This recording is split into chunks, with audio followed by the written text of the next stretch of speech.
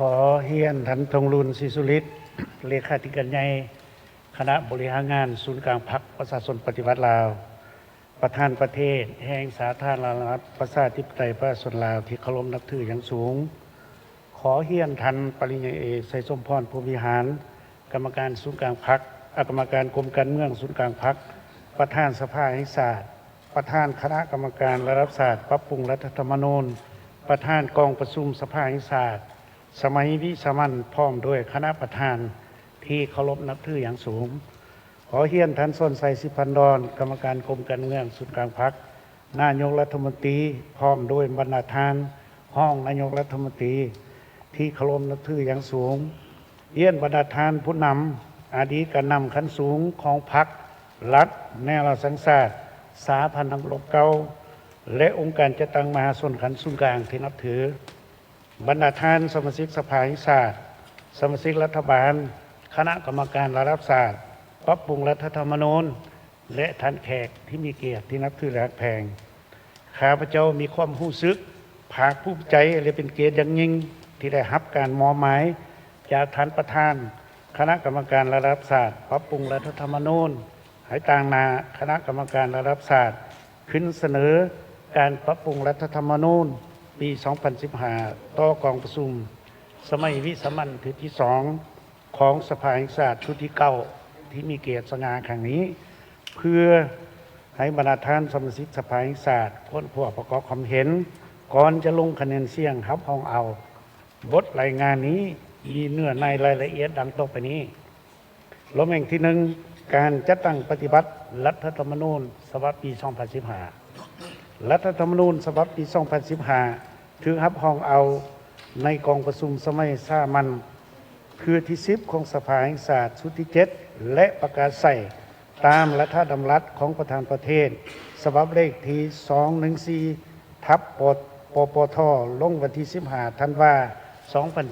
2015 ซึ่งเป็นฉบับที่ปรับปรุงครั้งที่ 2 ในเสบูรณะระบบองค์การอำนาจรัฐให้มีความเข้มแข็งมีประสิทธิผลมีการแบ่งงานแบ่งความรับผิดชอบมีการประสานสมทบติดตามกฎกาซึ่งกันและกันระหว่างองค์การนิติบัญญัติองค์การบริหารองค์การตุลาการตามกลไกการแบ่งขันคุ้มครองระหว่างส่วนกลางและท้องถิ่นรัฐธรรมนูญปี 2015 ได้กำหนดเพิ่มหมวดว่าโดยสภาประชาชนท้องถิ่นหมวดว่าด้วยการตรวจสอบแห่งรัฐและหมวดว่าด้วยคณะกรรมการเลือกตั้งรัฐธรรมนูญฉบับนี้เป็นกฎหมายพื้นฐานอันสำคัญให้แก้การปกปักรักษาประเทศชาติคุ้มครองรัฐคุ้มครองสังคมโดยกฎหมายเป็นบนอิงในการสร้างและปรับปรุงกฎหมายการเสริมขยายและปฏิบัติสิทธิเป็นเจ้าประเทศชาติสิทธิและประชาธิปไตยของประชาชนลาวบรรดาเผ่านับแต่มีรัฐธรรมนูญสปปลาวเป็นต้นมารัฐของพวกเขาได้ตั้งนาพันขยายรัฐธรรมนูญเป็นกฎหมายได้169 ฉบับและนิติกรรมไต่กฎหมายเป็นจำนวนหลวงหลายซึ่งได้เป็นเครื่องมือให้แก้การคุ้มครองรัฐคุ้มครองสังคมสร้างสถิติเคารพและปฏิบัติรัฐธรรมนูญกฎหมายในทั่วสังคมให้สูงขึ้นรับประกันการเสริมโยงทางด้านเศรษฐกิจกับสากลและภาคพื้นยกสูงบทบาทของสปปลาวในวิถีสากลเคียงคู่กับดันดีและพ้นสำเร็จที่กล่าวมานั้นการจัดตั้งปฏิบัติรัฐธรรมนูญยังมีข้อคงค้างจำนวนหนึ่งคือบางข้อกำหนดของรัฐธรรมนูญปี 2015 โดยเฉพาะเกี่ยวกับอำนาจรัฐยังบ่ทันสอดคล้องกับหน้าที่การเมืองของพรรคและการขยายตัวทางด้านเศรษฐกิจสังคมในระยะใหม่การจัดตั้งปฏิบัติรัฐธรรมนูญของบรรดาองค์การอำนาจรัฐขันต่างๆมีหลายกรณียังบ่ทันมีประสิทธิภาพประสิทธิผลความหามู่เข้าใจต่อรัฐธรรมนูญของพนักงานรัฐกรทหารตำรวจในระบบการเมืองว่าร่วมกันยังบ่ทันลึกซึ้งสติเคารพและปฏิบัติรัฐธรรมนูญกฎหมายทั่วสังคมยังบ่ทันสูงการเสริมขยายและปฏิบัติสิทธิเป็นเจ้าสิทธิและประชาธิปไตยของประชาชนลาวบรรดาเผ่าตามรัฐธรรมนูญในกฎหมายยังบ่ทันแข็งแรงในเข้มงวดลงแม่ง2เหตุผลและควรจะเป็นในการปรับปรุงรัฐธรรมนูญครั้งนี้เพื่อแก้ไขจุดอ่อนคงค้างในการจัดตั้งปฏิบัติรัฐธรรมนูญ ที่ได้กล่าวมาทั้งนั้นและก็จะตั้งปฏิบัติมติของคณะบริหารงานศูนย์กลางพรรคฉบับเลขที่05ทับคบสพมติของกรมการเมืองศูนย์กลางพรรคฉบับเลขที่04กมสพและคำสั่งคณะเลขาธิการศูนย์กลางพรรคเลขที่173คลสพให้ปรากฏผลเป็นจริงกรมการเมืองศูนย์กลางพรรคได้ออกมติว่าด้วยการแต่งตั้งคณะกรรมการระดับศาสตร์ปรับปรุงรัฐธรรมนูญฉบับเลขที่15ทับกมสพลงวันที่22พฤษภาคม2024เพื่อค้นคว้าและปรับปรุงรัฐธรรมนูญฉบับเลขที่63ทับสพสลงวันที่8ธันวาคม2015การปรับปรุงรัฐธรรมนูญครั้งนี้เป็นการปรับปรุงครั้งที่3โดยซุ่มเสริมปฏิบัติจิตใจสีนำของมติกองประชุมครบคณะบริหารงานศูนย์กลางพรรคครั้งที่เก่าสมัยที่11ในวันที่28ตุลาคมวันที่6พฤศจิกายน2024แน่ใส1ปรับปรุงระบบอำนาจแห่งรัฐให้มีประสิทธิภาพสูงสร้างบัตรเลี้ยวไม่ให้เกิดการปกปักรักษาและสร้างสรรค์ประเทศชาติการเสริมยุ่งเศรษฐกิจกับภาคพื้นและสากลแน่เสริมสร้างพื้นฐานตามกฎหมายก็คือนิติกรรมที่วางออกในต้นนาเพื่อรับประกันแนวทางการเมืองของพรรคการคุ้มครองบริหารรัฐในระยะใหม่ 2. ปรับปรุงบางหมวดบางมาตราเพื่อรับประกันหรือห้องรับแนวทางการเมืองของพรรคและแนวทางการจัดตั้งการคุ้มครองบริหารรัฐในระยะใหม่ก็คือแนวทางเปลี่ยนแปลงใหม่ในสมปีตัวหนาโดยเฉพาะในสมัยที่12ของพรรคหากโมเมนต์ปรับปรุงทั้งหมดเหนือในของรัฐธรรมนูญ 3. มีเนื้อในสดของกับบรรดาเนื้อในของโครงการการเมืองของพรรคฉบับที่3หางรายงานการเมืองที่จะเสนอต่อกองประชุมใหญ่สมัยที่12ของพรรคมติ05ทับคบสพมติ04ทับกมสพและคำสั่ง173ทับคลสพทั้งหมดที่กล่าวมาครั้งถึงนั้นเป็นเหตุผลความจำเป็นจิตใจซีน้ำที่สำคัญต่อการปรับปรุงรัฐธรรมนูญครั้งนี้และแบ่งที่3สภาพการปรับปรุงเนื้อในหางรัฐธรรมนูญปี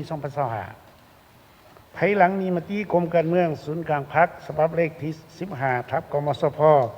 ลงวันที่22พฤษภาคม2024ว่าด้วยการแต่งตั้งคณะกรรมการระดับศาสตร์ปรับปรุงรัฐธรรมนูญคณะกรรมการระดับศาสตร์ก็ได้ค้นคว้าวางแผนการแผนดำเนินงานแบ่งงานภายในจะตั้งกงจักรเสนาธิการช่วยเหลือเพื่อปฏิบัติเวียงงานปรับปรุงรัฐธรรมนูญเริ่มแต่เดือนมิถุนายน2024มาฮอดมื้อนี้ตามบัตรเก่าและขั้นตอนต่างๆดังนี้ 1. ดำเนินการประเมินผลการจะตั้งปฏิบัติรัฐธรรมนูญปี2015ในขอบเขตตัวประเทศแต่วันที่20มิถุนายนหาวันที่30กรกฎาคม2024ในนี้อยู่องค์ค้างศูนย์กลางหาจุดและท้องถิ่น18จุดรวม23จุดซึ่งมีพนักงานนำพาคุ้มครองขันกระทรวงองค์การและท้องถิ่นตัวแทนพนักงานบำนาญนักธุรกิจทั้งภาครัฐและเอกชนเขาร่วมจำนวนทั้งหมด 13,039 ทานยิ่ง 2,290 ทานซึ่งมีคำเห็นและขอเสนอทั้งหมด924คำเห็นและขอเสนอ 2. จัดกองประชุมสัมมนาวิทยาศาสตร์และแลกเปลี่ยนบทเรียนเกี่ยวกับการปรับปรุงรัฐธรรมนูญระหว่างสภาแห่งชาติสปปลาวและสภาแห่งชาติแห่งโซเวียตนามจำนวน1ครั้งพร้อมกันนั้นก็ได้ค้นคว้าบทเรียนในการปรับปรุงรัฐธรรมนูญของประเทศต่างๆจำนวนหนึ่ง 3. ได้สรุปที่ราคาผลการประเมินการจะตั้งปฏิบัติรัฐธรรมนูญค้นคว้าวิเคราะห์วิจัยและเลือกเฟ้นคำเห็นขอเสนอต่างๆของผู้เขาร่วมกองประชุมประเมินการจะตั้งปฏิบัติรัฐธรรมนูญติดพันกับการปรับปรุงเนื้อในหางรัฐธรรมนูญฉบับต้น 4. รายงานการก้าเกียมเวียกงานหอบด่านในการปรับปรุงรัฐธรรมนูญต่อกองประชุมสมัยสามัญที่7ของสภาแห่งชาติสุดที่เก่าเพื่อรับทราบและประกอบความเห็น รายงานข้อทิศสีนำจากคณะประจำสภาแห่งชาติจากกรมการเมืองและคณะเลขาธิการศูนย์กลางพรรคในเดือนสิงหาคม2024 6. ปรับปรุงเนื้อในข้อหารัฐธรรมนูญตามทิศสีนำของกรมการเมืองและคณะเลขาศูนย์กลางพรรคในเดือนสิงหาคม2024แล้วรายงานข้อทิศสีนำจากกองประชุม กรมการเมืองร่วมกับคณะเลขาศูนย์กลางพรรคในถ่ายเดือนกันยายน2024 7. สืบต่อปรับปรุงเนื้อในร่างรัฐธรรมนูญแล้วรายงานข้อที่สีนำจากกองประชุมครบคณะบริหารงานศูนย์กลางพรรคครั้งที่เก่าสมัยที่11ในวันที่30 ตุลาคม 2024 8. สืบต่อปรับปรุงเนื้อในร่างรัฐธรรมนูญตามจิตใจสีนำของกองประชุมครบคณะบริหารงานศูนย์กลางพรรคครั้งที่เก่าสมัยที่11แล้วนำเสนอขอความเห็นจากกองประชุมสมัยสามัญที่8ของสภาแห่งชาติสุดที่เก่าในวันที่29 พฤศจิกายน 2024 9. สืบต่อปรับปรุงเนื้อในร่างรัฐธรรมนูญตามการประกอบความเห็นของประธานสมาชิกสภาแห่งชาติในกองประชุมสมัยสามัญที่8ของสภาแห่งชาติสุดที่เก่า 10. จัดตั้งทับถามความเห็นใส่ร่างรัฐธรรมนูญฉบับปรับปรุงปี2025ในทั่วประเทศโดยจัดกองประชุมทาบถามใน7จุดคือ1จุดสำหรับบรรดากระทรวงอ้อมข้างส่วนกลางและ6จุดสำหรับขันท้องถิ่นเริ่มแต่วันที่16 มังกร2025ซึ่งมีพนักงานนำพาคุ้มครองขันกระทรวงองค์การและท้องถิ่นพนักงานบำนาญตัวแทนสันคนปัญญาชนนักธุรกิจทางภาครัฐและเอกชนเข้าร่วมจำนวน722 ทานยิ่ง143 ทานซึ่งมีคำเห็นขอเสนอทั้งหมด299คำเห็นและขอเสนอนอกจากการทับทามคำเห็นผ่านกองประชุมแล้วคณะกรรมการระดับชาติยังได้จัดตั้งทับทามคำเห็นทางกว้างผ่านพาหนะสื่อมวลชนเป็นต้นเว็บไซต์ Facebook YouTube ของสภาแห่งชาติซึ่งมีผู้เขาใส่บริการทั้งหมดจำนวน 9,117 ครั้ง 11. ค้นคว้าวิเคราะห์วิจัยและเลือกเฟ้นคำเห็นข้อเสนอของผู้เข้าร่วมกองประชุมทับทามความเห็นแล้วปรับปรุงเฮียงเนื้อในสมบูรณ์โดยพื้นฐานจากนั้นได้นำเอาร่างรัฐธรรมนูญรายงานข้อที่สินำจากกองประชุมกรมการเมืองร่วมกับคณะเลขาธิการศูนย์กลางพรรคสมัยวิสามัญในวันที่20และกองประชุมครบคณะบริหารงานศูนย์กลางพรรคสมัยวิสามัญในวันที่24 กุมภาพันธ์ 2025ซึ่งกองประชุมดังกล่าวได้เห็นดีโดยหลักการต่อเนื้อในร่างรัฐธรรมนูญฉบับปรับปรุง 12. สืบต่อเฮียงเนื้อในร่างรัฐธรรมนูญตามคำเห็นสีนำของกรมการเมืองและคณะบริหารงานศูนย์กลางพรรคในกองประชุมสมัยวิสามัญครั้งวันที่20และวันที่24 กุมภาพันธ์ 2025หลังจากนั้นได้นำเอาร่างรัฐธรรมนูญมาผ่านกองประชุมครบคณะบริหารงานครบคณะกรรมการระดับชาติปรับปรุงรัฐธรรมนูญในวันที่5 มีนาคม 2025และสืบต่อปรับปรุงเนื้อในร่างรัฐธรรมนูญแล้วนำเสนอต่อกองประชุมสัมมนายกสูงคุณภาพทางด้านเนื้อในให้แก่กองประชุมสมัยวิสามัญที่2ของสภาแห่งชาติชุดที่9ในวันที่14 มีนาคม 2025 13. สืบต่อเฮียงเนื้อในร่างรัฐธรรมนูญบางจุดตามการประกอบความเห็นของประธานสมาชิกสภาแห่งชาติในกองประชุมสัมมนายกสูงคุณภาพทางด้านเนื้อในให้แก่กองประชุมสมัยวิสามัญที่2ของสภาแห่งชาติและนำเอามาขอความเห็นจากกองประชุมคณะประจำสภาแห่งชาติสมัยวิสามัญครั้งวันที่16 มีนาคม 2025ในนี้ในกองประชุมยกสูงคุณภาพได้มีมาตรฐาน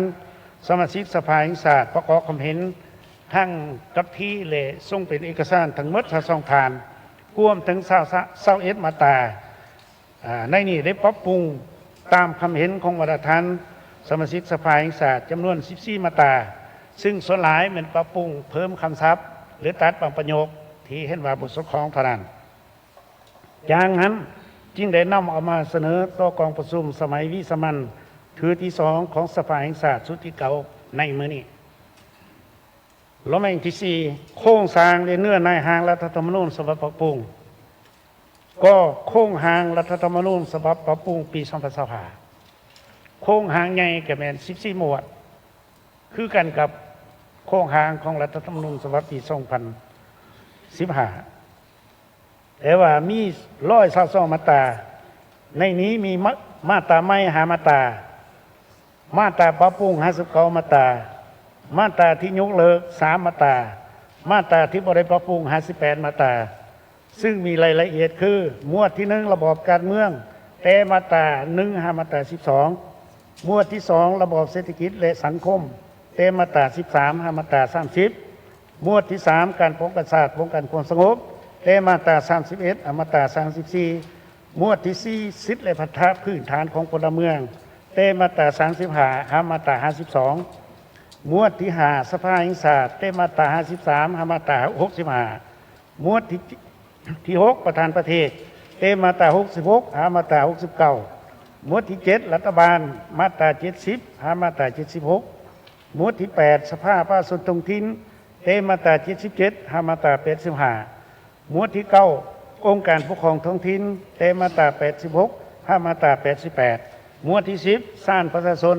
และองค์การอัยการประชาชนเต็มมาตรา89ห้ามาตรา102หมวดที่11การประกวดการรัฐและการกวดสอบแห่งรัฐเต็มมาตรา103ห้ามาตรา110หมวดที่12คณะกรรมการเลือกตั้งเต็มมาตรา111ห้ามาตรา112หมวดที่13ภาษาอักษรเครื่องหมายศาสตร์ทุ่งศาสตร์เพ่งศาสตร์วันศาสตร์สกุลเงินนครหลวงเต็มมาตรา113ห้ามาตรา119หมวดที่14บทบัญญัติสุดท้ายเต็มมาตรา120ห้ามาตรา122ขอการปรับปรุงเนื้อในของร่างรัฐธรรมนูญการปรับปรุงเนื้อในของร่างรัฐธรรมนูญปี2025มีดังนี้อันที่1ข้อที่1การปรับปรุงคำนำแม้นใดปรับปรุงวรรคที่1และวรรคที่5วรรคที่1ได้กำหนดเอาเนื้อในรัฐธรรมนูญวรรคที่1ของรัฐธรรมนูญปี1991มาเปลี่ยนแทนขึ้นวรรคที่1ของรัฐธรรมนูญปี2015คือนับเป็นเวลาหลายพันปีมาแล้วที่ประชาชนลาวมาดาเผาได้ดำรงคงตัวและขยายตัวอยู่บนดินแดนอาเซียนหักแห่งนี้เพื่อยืนยันถึงพื้นแผ่นดินลาวและการดำรงคงตัวของประชาชนลาวมาดาเผาอยู่พื้นแผ่นดินแห่งนี้มาตั้งแต่สมัยดึกดำบรรพ์วรรคที่5ได้กำหนดเพิ่มเกี่ยวกับจุดประสงค์และเป้าหมายในการปรับปรุงรัฐธรรมนูญปี2025คือรัฐธรรมนูญฉบับปรับปรุงปี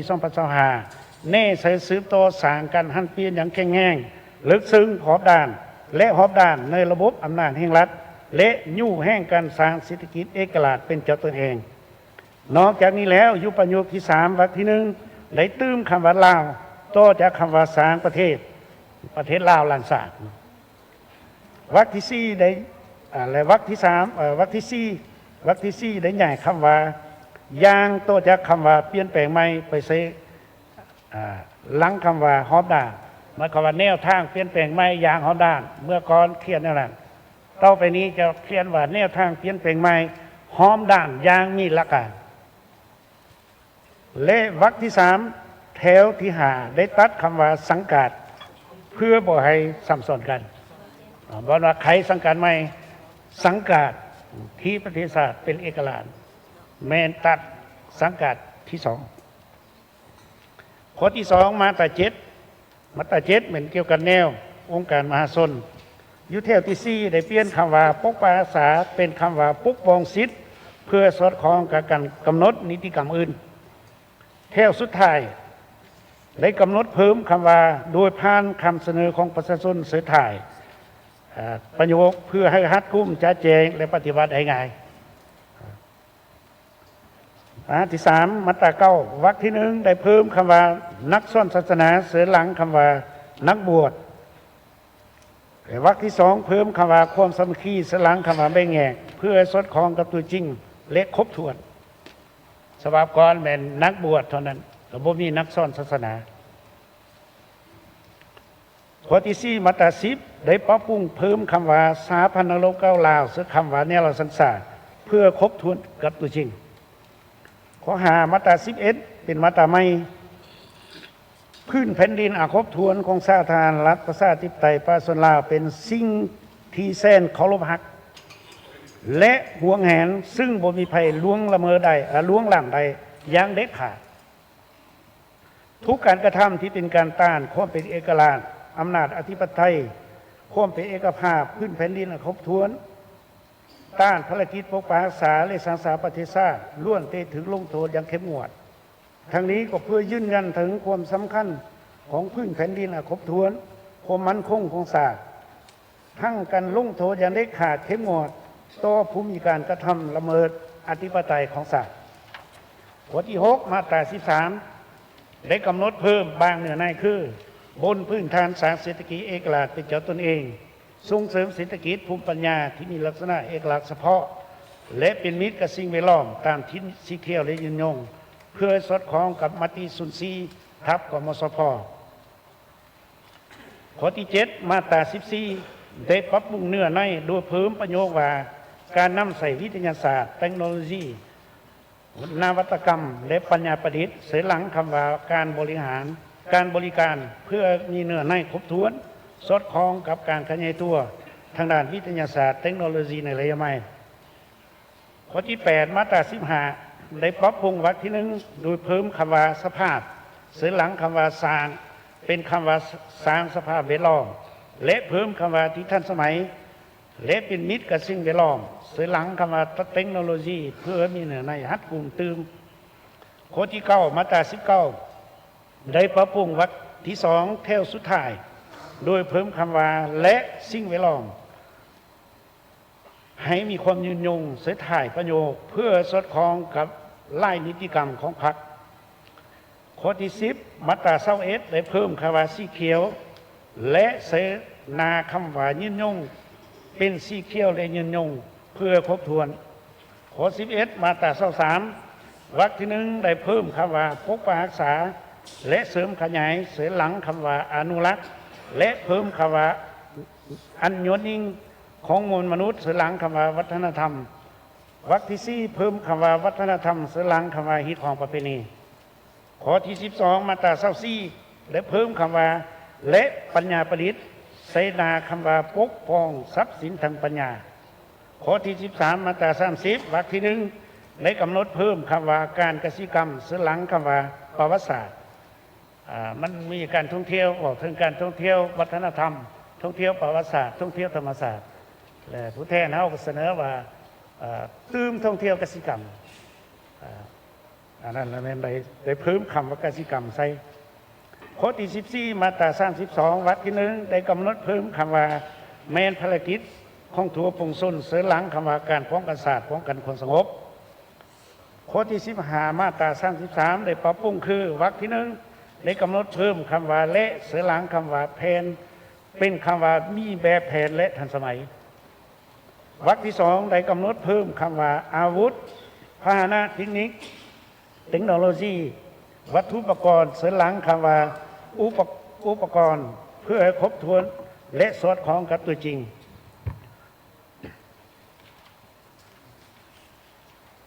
ข้อที่16มาตรา34วรรคที่2ได้ปรับปรุงโดยตัดคำว่าและพัฒนาออกเพื่อสอดคล้องกับกำหนดอยู่ในมาตราอื่นอยู่ในวรรคสุดท้ายในใช้2คำเนาะวรรคบอกถึงกำลังประกอบอาวุธเป็นสร้างสร้างและพัฒนาแสดงเพราะเขาเห็นว่าอยู่ในนาทียุทธศาสตร์ยังประทันได้เปลี่ยนนาทียุทธศาสตร์ของประเทศเขาเป็นปกปักรักษาหรือสร้างสร้างประเทศศาสตร์ย้อนนั้นที่ใส่ที่คำเดียวว่าสร้างสร้างตัดออกคำว่าพัฒนามาตรา47ออกข้อที่17มาตรา47ได้กำหนดเพิ่มวรรคที่2และวรรคที่3คือวรรคที่2คนลาวที่อาศัยอยู่ต่างประเทศแม้นภาคส่วนหนึ่งที่บ่แยกออกจากวงคณะงานแห่งชาติลาววรรคที่3รัฐสุขอยู่ส่งเสริมและสร้างเงื่อนไขให้คนลาวที่อาศัยอยู่ต่างประเทศปกปักรักษาและเสริมขยายวัฒนธรรมอันดีงามของชาติลาวรักษาการผูกพันที่ดีกับครอบครัวญาติพี่น้องบ้านเกิดเมืองนอนของตนประกอบส่วนเขาในการพัฒนาประเทศชาติสำหรับตัวนี้ไม่ได้ใช้ว่าพัฒนาเพราะว่าเว้าถึงคนลาวอยู่ต่างประเทศการกำหนดเพิ่ม2วรรคดังกล่าวในมาตรานี้เน้นเพื่อเพิ่มสิทธิของพลเมืองลาวอยู่ต่างประเทศให้ครบถ้วนแจ้งแจงและหัดกลุ่ม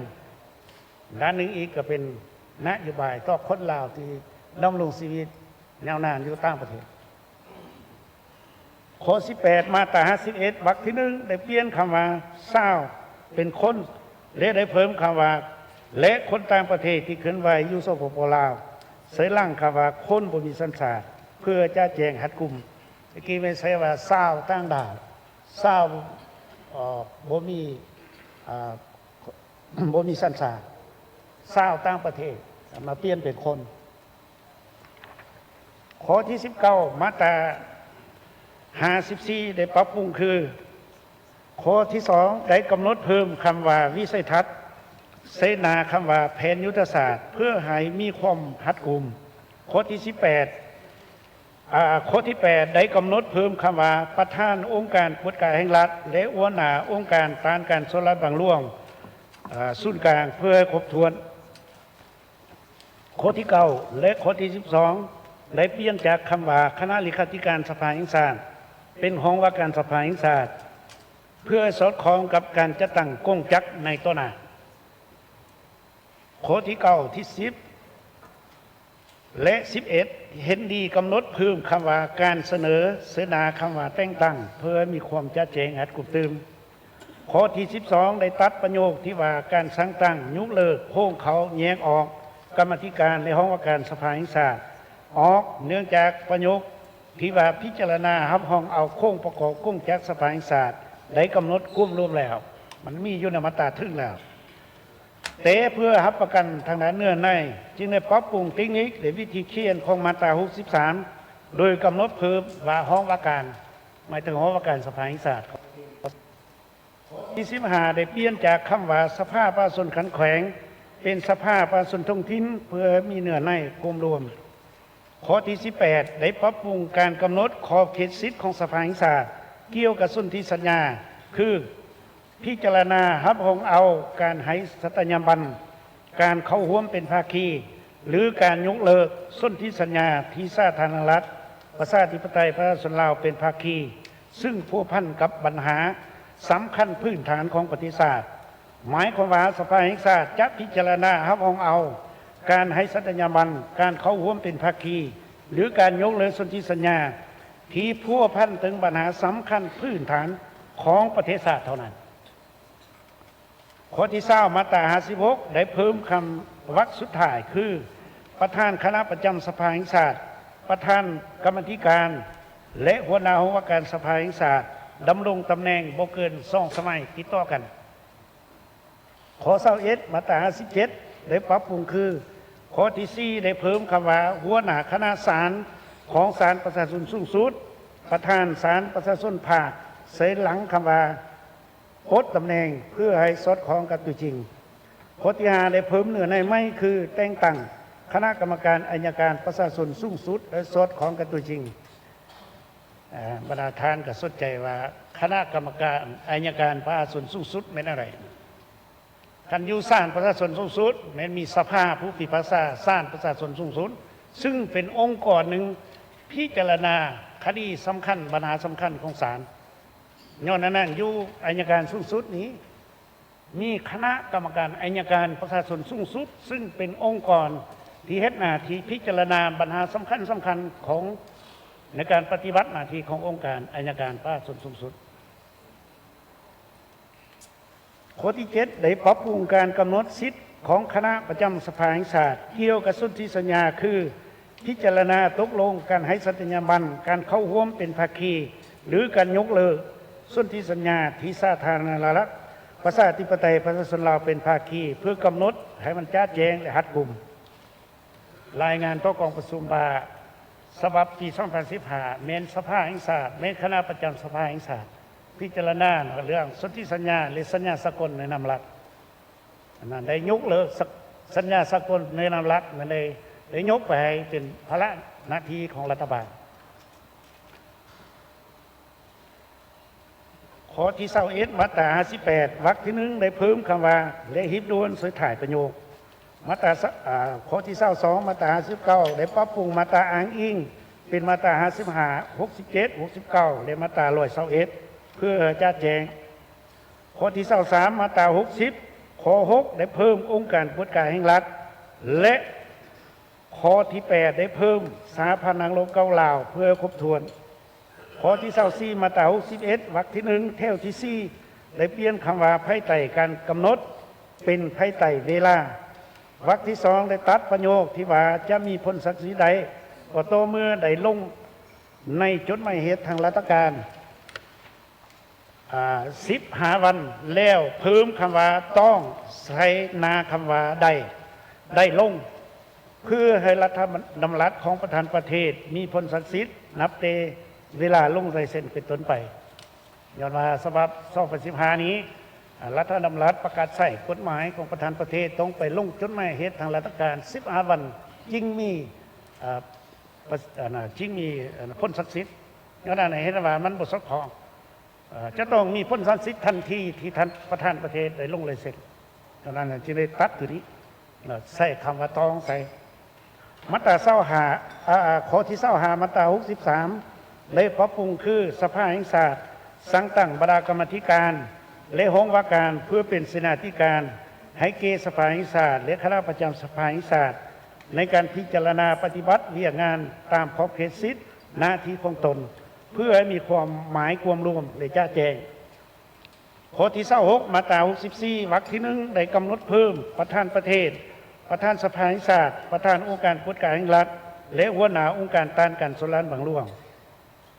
ข้อที่27มาตรา66ได้เปลี่ยนคำว่าสภาป้องกันศาสตร์ป้องกันความสงบแห่งชาติมาเป็นคณะกรรมการป้องกันศาสตร์ป้องกันความสงบขันธ์ศูนย์กลางเพื่อให้สอดคล้องกับสภาพตัวจริงข้อที่28มาตรา67วรรคสุดท้ายได้เพิ่มคำว่าสำนักงานเสนาคำว่าประธานประเทศมาตรา29ข้อที่29มาตรา68ได้ปรับปรุงคือข้อที่5ได้กำหนดเพิ่มห้องประธานองค์การกฎการแห่งรัฐและห้องหัวหน้าองค์การต้านการโจรกรรมบางหลวงศูนย์กลางเพื่อให้ครบถ้วนและสอดคล้องกับตัวจริงข้อที่7ได้เพิ่มห้องหัวหน้าห้องว่าการสำนักงานประธานประเทศข้อที่8ได้เพิ่มวิสามัญเสนาคำว่าผู้มีอำนาจเต็มเพิ่มคำว่าเอกอัครราชทูตเสยลั่งคำว่าฮับของเอาเพิ่มคำว่าตกลงการประดับลุดหรือปลดสั่นเอกอัครราชทูตเพื่อครบถ้วนหัดกลุ่มข้อที่14ได้กำหนดเพิ่มการโจ้สนธิสัญญาในนามสาธารณรัฐประชาธิปไตยประชาชนลาวเพื่อจ้าแจงชัดเจนข้อที่30มาตรา71ได้ปรับปรุงคือข้อที่1ได้กำหนดเพิ่มคำว่าพันขยายแนวทางเสนาคำว่ารัฐธรรมนูญข้อที่4ได้กำหนดเพิ่มคำว่าวิสัยทัศน์เสนาคำว่าแผนยุทธศาสตร์กำหนดเพิ่มคำว่าเพื่อพิจารณาฮับพองเสือถ่ายประโยคข้อที่6ได้กำหนดเพิ่มคำว่าทบ่วงเสือหลังคำว่าองค์การรัฐเทียบเท่าข้อที่8ได้กำหนดเพิ่มคำว่าและด้านสากลข้อที่12ได้กำหนดเพิ่มสิทธิของรัฐบาลเกี่ยวกับสนธิสัญญาและสัญญาคือตกลงให้ลงนามพิจารณาฮับพองเข้าร่วมเป็นภาคีหรือยกเลิกสนธิสัญญาและสัญญาสากลในนามรัฐบาลแห่งสาธารณรัฐประชาธิปไตยประชาชนลาวเพื่อจ้าแจงชัดเจนและครบถ้วนเพื่อแล้วสนธิสัญญาแม่นรัฐได้มีการแบ่งงานแบ่งเขาเขตสิทธิ์ระหว่างสภาแห่งชาติคณะประจำสภาแห่งชาติรัฐบาลหรือประธานประเทศและจ้าแจงกว่าเก่า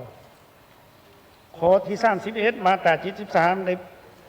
เปลี่ยนคำว่าเจ้าแขวงเจ้าของนครหลวงเป็นประธานคณะกรรมการปกครองนครหลวงแขวงมาตรา32ข้อที่32มาตรา74วรรคสุดท้ายได้เปลี่ยนคำว่าผู้ว่าการเป็นผู้รักษาการแทนเพื่อสอดคล้องกับตัวจริงข้อที่33มาตรา77ได้ปรับปรุงคือวรรคที่2ได้เปลี่ยนขันบานเป็นขันตะแสงวรรคสุดท้ายได้เปลี่ยนจากสภาประชาชนขันแขวงเป็นสภาประชาชนขันท้องถิ่นเพื่อสอดคล้องข้อที่34มาตรา78ได้ปรับปรุงคือข้อที่1ได้กำหนดเพิ่มคำว่าการรัดเก็บแผนงบประมาณแห่งรัฐของท้องถิ่นเสหลังคำว่าแผนงบประมาณแห่งรัฐของท้องถิ่นข้อที่2ได้ปรับปรุงคือพิจารณาฮับของเอานิติกรรมที่มีพ้นบังคับทั่วไปของท้องถิ่นตนข้อที่5ได้กำหนดเพิ่มพิจารณาฮับของเอาการแต่งตั้งยกใหญ่หรือปลดตำแหน่งประธานห้องประธานคณะกรรมการและหัวหน้าห้องว่าการสภาประชาชนห้องประธานคณะกรรมการและหัวหน้าห้องว่าการสภาประชาชนขันแขวงข้อที่6ได้กำหนดเพิ่มคำว่าโค้งประกอบเสนาคำว่าโค้งจักรของสภาประชาชนขันแขวงข้อที่7ได้เปลี่ยนคำว่าเจ้าแขวงเจ้าของนครหลวงเป็นประธานคณะกรรมการปกครองนครหลวงแขวงข้อที่8ได้เปลี่ยนจากโค้งประกอบโค้งจักรโค้งองค์การปกครองแขวงนครหลวงเป็นโค้งประกอบโค้งจักร ของคณะกรรมการปกครองนครหลวงแขวงเปลี่ยนคำว่าเจ้าเมืองเจ้านครเป็นประธานคณะกรรมการปกครองเมืองนครข้อที่8และข้อที่9ได้เปลี่ยนคำว่าขันแขวงเป็นคำว่านครแขวงข้อที่10ได้กำหนดเพิ่มคำว่าเสนอเสนาคำว่าแต่งตั้งและเพิ่มคำว่ายุ่งง่ายเสือหลังคำว่าแต่งตั้งข้อที่11ได้เพิ่มคำว่าตาแสงเสือหลังคำว่านครทั้งหมดคนหนึ่ง6 7 8 10และ11มาตรา78เมนเพื่อสดของกรรมติสุนหาของคณะบริหารงานศูนย์การพักในนี้บรรหารนครแขวงบรรหารแขวงนครว่าตามกันขันกันปกครองว่าตามขันกันปกครองเมนขันแขวงเมืองตะแสงหมายความว่าเอาแขวงขึ้นว่าถึงขันกันปกครองแต่ว่าถึงกันจัดเลี้ยงหัวหน่วยกันปกครองเมนเอานครหลวงขึ้นก่อนแล้วจึงเป็นแขวงอันนี้ขอให้จำแนกสองเนื้อในอันนี้มันคือกันการแบ่งขันการปกครองตรงที่มันขันแขวงขันเมืองและขันตะแสงส่วนกันจัดเรียงลำดับหัวหน่วยการปกครองเหมือนนครหลวงแขวงขอ35มาตรา79ได้กำหนดเพิ่มวรรคสุดท้ายคือประธานคณะประจำสภาประชาชนขันแขวงประธานคณะกรรมการและหัวหน้าว่าการสภาประชาชนขันแขวงดำรงตำแหน่งโบเกิน2 สมัยติดต่อกันขอ36มาตรา80ได้ปรับปรุงคือข้อที่2ได้กำหนดเพิ่มการแต่งตั้งยกใหญ่หรือพ้นตำแหน่งห้องประธานคณะกรรมการปกครองนครหลวงแขวงข้อที่3ได้กำหนดเพิ่มไม่คือพิจารณาเอาการเสนอแต่งตั้งยกใหญ่หรือพ้นตำแหน่งบุคลากรของศาลประชาชนตามที่ได้กำหนดไว้ในกฎหมายข้อที่4ได้กำหนดเพิ่มไม่คือพิจารณาการเสนอแต่งตั้งคณะกรรมการอัยการประชาชนท้องถิ่นข้อที่5ได้กำหนดเพิ่มไม่คือแต่งตั้งคณะกรรมการเลือกตั้งระดับท้องถิ่นฉบับปี2015การแต่งตั้งผู้พิพากษาหรือศาลประชาชนตำแหน่งบริหารศาลประชาชนแมนคณะประจำสภาแห่งชาติเป็นผู้แต่งตั้งทั้งหมดแต่ฉบับนี้ได้แบ่งงานกันสภาแห่งชาติในแต่งตั้งเฉพาะแต่สั้นสูงห้องประธานสั้นสูงคณะของสั้นสูงและก็ประธานสั้นผากและเฉพาะอัยการฉบับก้อนแมนบริกำหนดเดี๋ยวนี้แมนกำหนดให้สภาประชาชนท้องถิ่นมีสิทธิ์มีส่วนร่วมในการพิจารณาเอาการสั่งตั้งแต่งตั้งเกี่ยวกับสร้างแขวงและก็เขตอัยการก็เส้นเดียวก็ได้มีความเห็นข้อที่37มาตรา81วรรคที่1ได้เพิ่มคำว่าเลหิโดนเสลังคำว่าท้าเห็นว่ามีความจะเป็นเพื่อสดของกรรมตรา58ข้อ38มาตรา83ได้กำหนดเพิ่มคำว่าของว่าการเสลังคำว่าคณะกรรมการเพื่อครบถ้วนรัดกุมข้อ39มาตรา84ได้ปรับปรุงคือปรับปรุงเนื้อในมาตรานี้จากการซักถามเจ้าแขวงเจ้าของนครหลวงเจ้าเมืองเจ้านครเป็นการซักถามประธานคณะกรรมการปกครองนครหลวงแขวงเมืองนครแถวที่5ได้กำหนดเพิ่มประธานองค์การพุทธการรัฐขันแขวงและหัวหน้าองค์การต้านการสุรัตน์บางหลวงขันแขวงข้อ40มาตรา85วรรค1ได้ตัดคำว่าในเวลาสภาประชาชนขันแขวงบ่ได้เปิดประชุมตัดออกเพื่อให้สอดคล้องกับมาตรา65ข้อที่41มาตรา86ได้ปรับปรุงคือวรรคที่1ได้ปรับปรุงจากการกำหนดขันบานเป็นการปกครองตามสุดมาเป็นขันตะแสงเป็นการปกครองตามสุดวรรคที่2ได้กำหนดเพิ่มสำหรับบ้านแม้นกันจะตั้งสูงส้นโดยมีการเลือกตั้งตามกฎหมายอันนี้ไม่ตามมติสุนหามัดข้อที่42มาตรา87ได้ปรับปรุงคือวรรคที่3องค์การปกครองท้องถิ่นประกอบด้วยคณะกรรมการปกครองขันแขวงขันเมืองและขันตะแสงเพื่อสอดคล้องกรรมติสุนหาของศูนย์กลางวรรคที่4คณะกรรมการปกครองแต่ละขันประกอบด้วยประธานห้องประธานและกรรมการวรรคที่5คณะกรรมการปกครองแต่ละขันมีอายุเท่ากับอายุการของสภาประชาชนท้องถิ่นข ข้อที่43มาตรา88ได้กำหนดใหม่เกี่ยวกับสิทธิและหน้าที่ร่วมขององค์การปกครองท้องถิ่นซึ่งมีเกาสิทธิและหน้าที่ร่วมขอมาตรฐานเบิ่งตามหางรัฐธรรมนูญอยู่หน้าที่21ข้อที่44มาตรา89ได้ปรับปรุงคือวรรคที่1กำหนดเพิ่มและพิพากษาเสหลังคำว่าพิจารณาตัดสินวรรคที่3กำหนดเพิ่มไม่ใส่คือศาลประชาชนมีหน้าที่ปกป้องความยุติธรรมสิทธิบุคคลระบอบประชาธิปไตยประชาชนผลประโยชน์ของรัฐรวมหมู่สิทธิและผลประโยชน์อันชอบธรรมของบุคคลนิติบุคคลหรือการจะตั้งตามกฎหมายข้อที่45มาตรา91ได้กำหนดเพิ่มไม่วรรคที่2คือศาลประชาชนสูงสุดกวดกาสั่งรวมการตัดสินคดีของศาลประชาชนและข้องขัดของศาลที่ใส่ได้อย่างเด็ดขาดมาข้อที่46มาตรา92ได้ปรับปรุงคือวรรคที่1กำหนดเพิ่มไม่คือประธานศาลประชาชนสูงสุดถือเลือกตั้งหรือพ้นตำแหน่งโดยสภาแห่งชาติมีอายุการเท่ากับอายุการของสภาแห่งชาติและดำรงตำแหน่งบ่เกิน2 สมัยที่ต่อกันวรรคที่2ได้เพิ่มคำว่าโยงใหญ่เสือหลังคำว่าถือแต่งตั้งวรรคที่3ได้เพิ่มประโยคว่าหัวหน้าคณะศาลของศาลประชาชนสูงสุดประธานศาลประชาชนภาคเสนาคำว่าและผู้พิพากษาข้อที่47มาตรา93ได้ปรับปรุงวรรคที่1โดยกำหนดเพิ่มคือศาลประชาชนพิจารณาตัดสินเป็นหมู่คณะและลงคำตัดสินถือเอาตามเสียงส่วนหลายเว้นเสียแต่กรณีตัดสินโดยผู้พิพากษาผู้เดียวข้อที่48มาตรา95ได้ปรับปรุงวรรคที่2โดยกำหนดเพิ่มคำว่ารับทราบเกขอกล่าวหาหรือเสยหลังคำว่ามีสิทธิ์ข้อที่49มาตรา96ได้กำหนดเพิ่มคำว่าและประชาชนเสยหลังคำว่าสังคมข้อที่50มาตรา97วรรคที่1ได้กำหนดเพิ่มคำว่าสาปานโลกเก้าลาวเสือคำว่าเนี่ยเราสังสารและวรรคที่2ได้กำหนดเพิ่มนิติบุคคลเสยหลังคำว่าบุคคลข้อที่51มาตรา98ได้กำหนดได้ปรับปรุงการกำหนดที่ตั้งพระบทบาทขององค์การอัยการประชาชนคือองค์การอัยการประชาชนเป็นองค์การสั่งฟ้องผู้ถือหาคืนศาลและติดตามกฎการเคารพและปฏิบัติกฎหมายในการดำเนินคดีตามขบวนยุติธรรมเพื่อสอดคล้องกับสภาพตัวจริงในระยะใหม่สร้างเงื่อนไขให้องค์การอัยการประชาชนสามารถปฏิบัติพระบทบาทสิทธิและหน้าที่ของตนอย่างมีประสิทธิภาพประสิทธิผลในข้อนี้เน้นมีการเปลี่ยนแปลงตามรัฐต่างกับรัฐธรรมนูญปี2015อันที่1แม้นเปลี่ยนแปลงศาลอัยการนี่จะบ่เฮ็ดพระบทบาทที่ตามกฎกาทั่วไปและอันที่2แม้นเปลี่ยนแปลงเอากำหนดเอาพระบทบาทก้าวฟ้องขึ้นก่อนที่ตามกฎกาและกับติดตามกฎการดำเนินคดีตามขบวนยุติธรรมพระมาตรา52ข้อ52มาตรา100ได้กำหนดเพิ่มคำว่าเวียกงานสลังคำว่าเคลื่อนไหวเพื่อครบถ้วน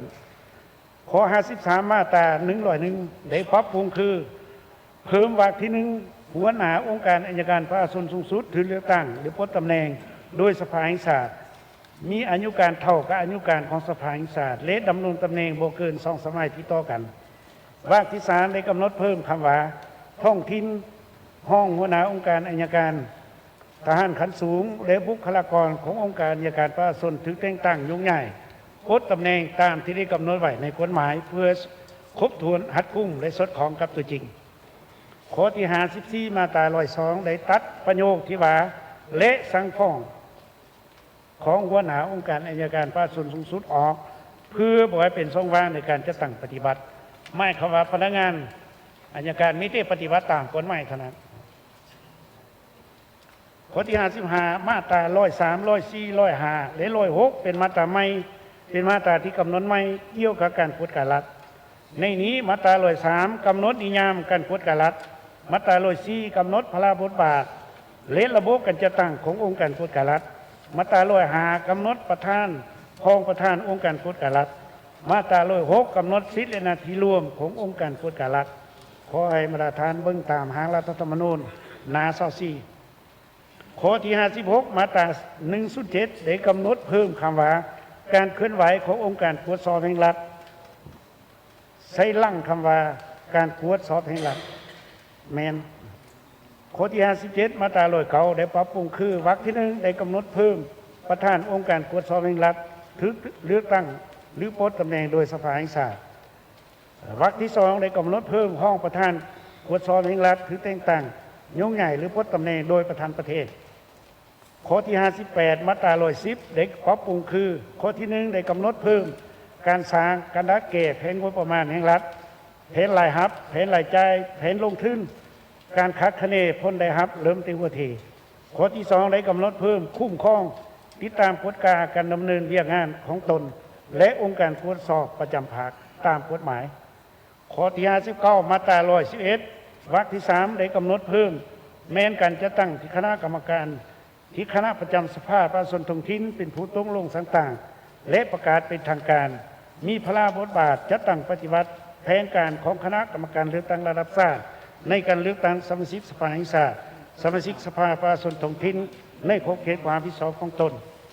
ข้อที่60มาตรา112ได้ปรับปรุงคือวรรคที่1ได้กำหนดเพิ่มคำว่าและระดับท้องถิ่นเสริมหลังคำว่าระดับชาติวรรคที่3ได้กำหนดเพิ่มไม่อายุการของคณะกรรมการเลือกตั้งระดับท้องถิ่นจะสิ้นสุดลงภายหลังสำเร็จกองประชุมข้างประตูมฤกของสภาประชาชนท้องถิ่นขณะนั้นข้อที่61มาตรา120ได้กำหนดเพิ่มไม่วรรคสุดท้ายคือหลักกำหนดเอาวันที่15สิงหาคม1991เป็นวันรัฐธรรมนูญแห่งชาติมาตราข้อที่62มาตรา122ได้ปรับปรุงวรรคที่1โดยกำหนดเอาวันที่22มีนา2025เป็นวันรัฐธรรมนูญสำหรับปรับปรุงมีผลศักดิ์สิทธิ์หรือวันประกาศใส่รัฐธรรมนูญปี2025หมายความว่าพวกเขาจะรับห้องในมือวันที่20แล้วก็22เป็นมือประกาศยังมีผลศักดิ์สิทธิ์มาตรา63ข้อ63มาตราที่ยกเลิกสร้างจำนวน3มาตราซึ่งมันบ่นอนนี่ในโครงหางตัวไม้นี้เนาะมีมาตรา87 88 89ที่กำหนดเกี่ยวกับสิทธิในหน้าที่ของเจ้าแขวงเจ้าของนครหลวงเจ้าเมืองหัวหน้าเทศบาลเจ้าของเจ้านครและนายบ้านตามรัฐธรรมนูญปี2015แล้วกำหนดเป็นสิทธิหน้าที่ร่วมในมาตรา88สำหรับสิทธิและหน้าที่ขององค์การปกครองแต่ละขันธ์ได้กำหนดไว้ในกฎหมายว่าด้วยการปกครองท้องถิ่น